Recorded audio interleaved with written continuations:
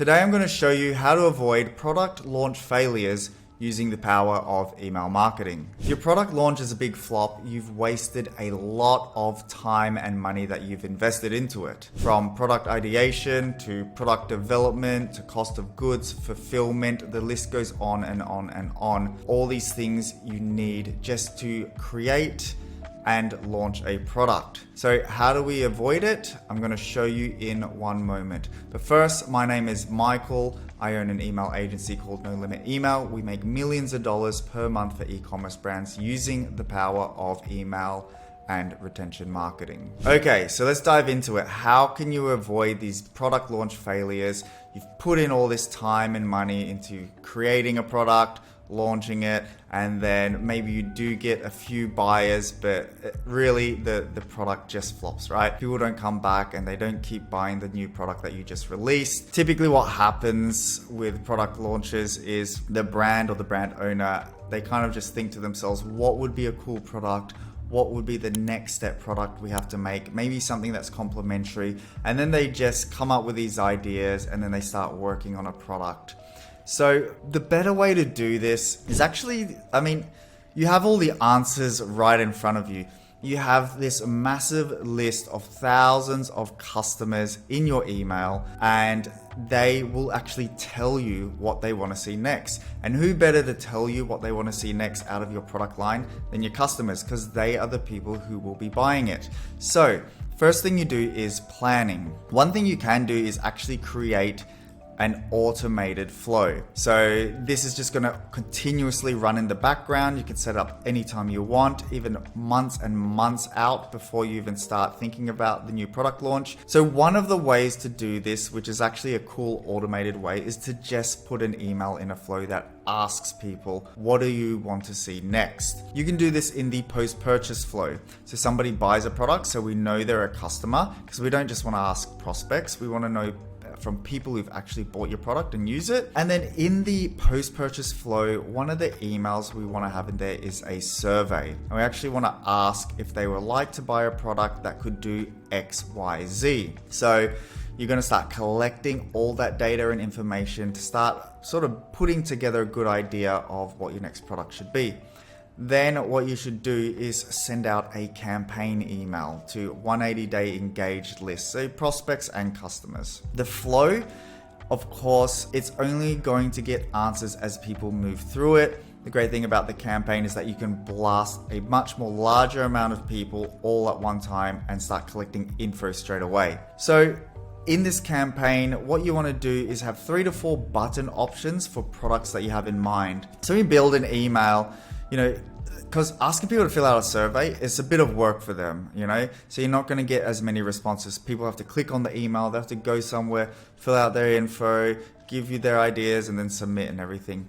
People can be quite lazy. So what we want to do is actually have some buttons in the email. So you make some CTA buttons and it says, product 1, product 2, product 3, product 4. And then they just simply have to click on the button. On the button link, you should actually make a URL so that the profile property gets tagged in Klaviyo, right? So anytime someone clicks product A, then they get tagged with it. You can create segments in Klaviyo so that you can actually see how many people have clicked on which button. You can get a very good idea of what product people want. So that is the second way you can do it. Then the third way, simple way, flyout form. Create a flyout sort of form. So instead of a pop-up form, it just flies out from the side. It's only for returning traffic, asking about what they'd like to see in your new product. So these are all really great ways to get information. If you have a Facebook group or a community, definitely ask them also.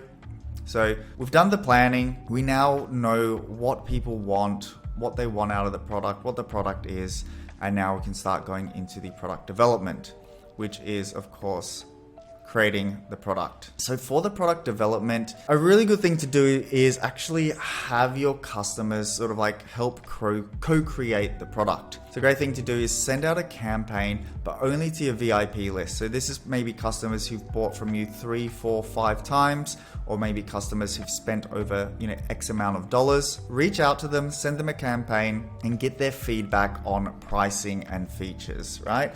How much would you be willing to pay for product X? And then what are the features that you would like to see in product X? Start collecting all of that information from the VIPs. And then once again, it can help with product development, and it also makes those people feel very exclusive and very special to the brand. Now you've developed the product.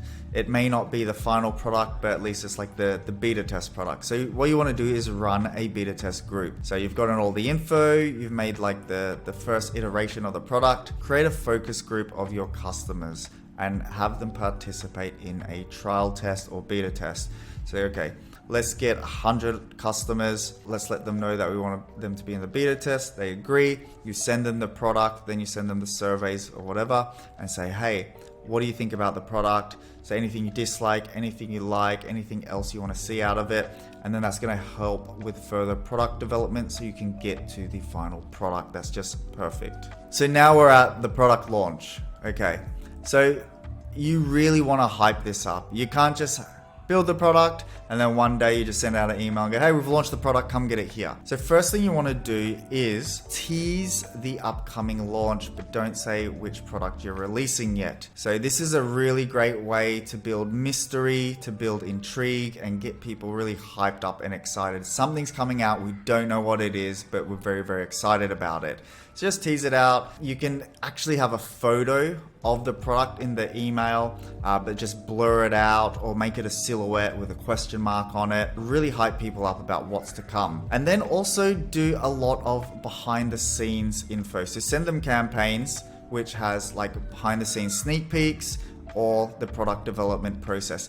Makes people feel part of the process, and once again gets them very excited and intrigued about what's coming out. Then we want to do a campaign and create an early access waitlist, right? Once again, this is going to really help with the success of your product launch. You want to get people on that list, get them very hyped up about seeing it. Not everybody's going to get on that list, but now you have some very excited people that definitely want to buy that new product, and they're waiting to get that launch. Also, another great campaign idea is free samples in each order for a fixed period of time leading up to the launch date. So maybe 2 weeks or a week before the launch date, say, hey, we're gonna send out samples of this product to everybody if they make an order. Gets it into people's hands, once again, at least gets them to experience it. So some people who may have not known about the launch or may have not been interested in the product, they're going to get the sample pack or the sample bottle, they're going to use it a bit, and then they're going to be like, hey, I'm actually going to buy this full bottle or this full